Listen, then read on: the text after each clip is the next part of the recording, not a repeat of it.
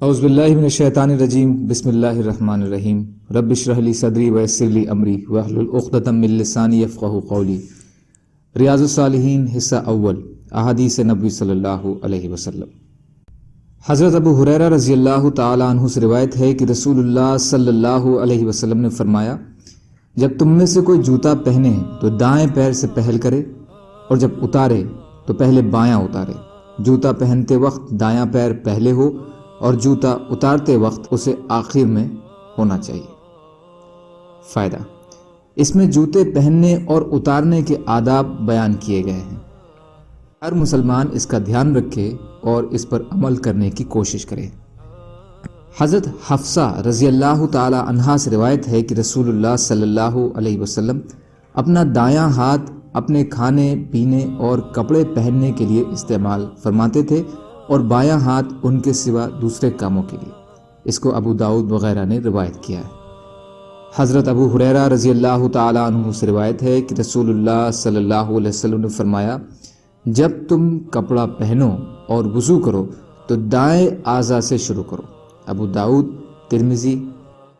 اس کی سند صحیح ہے۔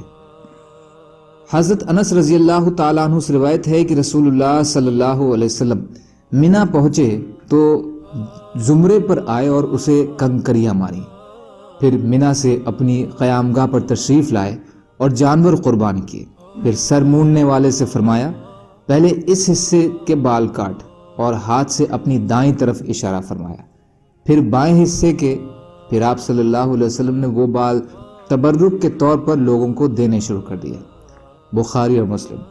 اور ایک روایت میں ہے، جب آپ صلی اللہ علیہ وسلم نے زمرے کو کنکریاں مار لیں اور اپنی قربانی ذبح کر لی اور سر منڈوانے لگے تو آپ صلی اللہ علیہ وسلم نے سر مونڈنے والے کی طرف اپنے سر کا دایاں حصہ کیا اور اس نے اسے مونڈ دیا۔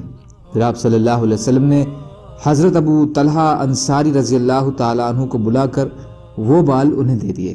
پھر آپ صلی اللہ علیہ وسلم نے مونڈنے والے کی طرف اپنا بایاں حصہ کیا اور فرمایا، اس کے بال مونڈ، تو اس نے وہ بھی مونڈ دیے۔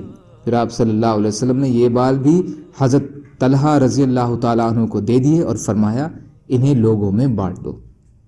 فائدہ: پہلا، 10 ذی الحجہ کو عرفات سے واپس آ کر صرف زبرہ عقبہ کی کنکریاں مارنی ہوتی ہیں، پھر قربانی، اور پھر حلق، اور پھر خانہ کعبہ جا کر طواف افاضہ، جسے طواف زیارت بھی کہتے ہیں۔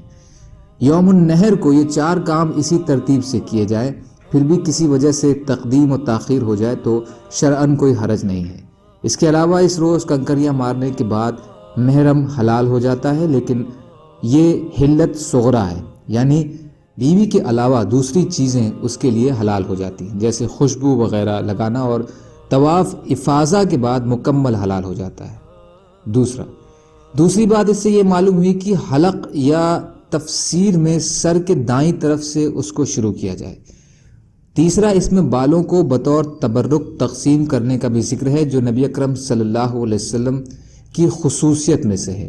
اب بھی رسول اللہ صلی اللہ علیہ وسلم کے آثار تبرک کا باعث ہیں، بشرطے کہ وہ حقیقت میں رسول اللہ صلی اللہ علیہ وسلم کے آثار ہوں۔